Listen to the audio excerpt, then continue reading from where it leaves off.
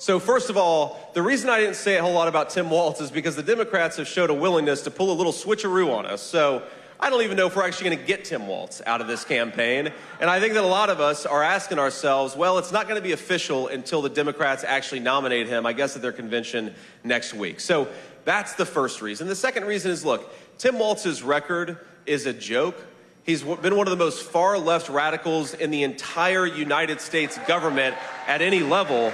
But I think that what Tim Walz's selection says is that Kamala Harris has bent the knee to the far left of her party, which is what she always does. Kamala Harris listened to the Hamas wing of the party. She selected Tim Walz, a guy who wants to ship more manufacturing jobs to China, who wants to give illegal aliens driver's license, and who wants to make the fentanyl crisis that we just heard about so much worse because he refuses to do his job and actually make it easier for American citizens and not illegal aliens to live a good life. So I think what it says is that Kamala Harris is running as a San Francisco liberal. She is governed as a San Francisco liberal, and she's chosen a running mate who will be a San Francisco-style liberal. Are you saying that you will not debate him, or will you agree to go on the debate stage with Tim Walz? No, I absolutely want to debate Tim Walz, but I want to debate him actually after he's actually officially the nominee. And I did call him and congratulate him and offered him my best wishes. I think that's the polite thing to do. But look, would it shock me if the Democrats pulled another switcheroo? No, it wouldn't. So look, we're going to wait until they actually nominate Kamala Harris and Tim Walz before we do any debates. And then, of course, we want to have a robust debate again because we believe the American people have the right to have their political leaders try to persuade them. Bro, do you see him as an easier candidate?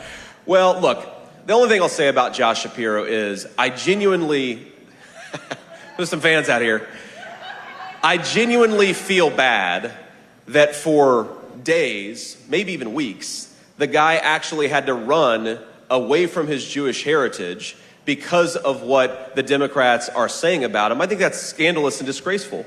Whatever you believe or whatever disagreements on policy you have about somebody, the fact that that race, the vice presidential race on the Democratic side, became so focused on his ethnicity, I think is absolutely disgraceful, and it's insulting to Americans, whatever background you're from.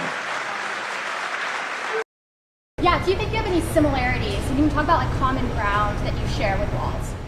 Well, look, I mean, yeah, we're white guys from the Midwest. I guess there are similarities there.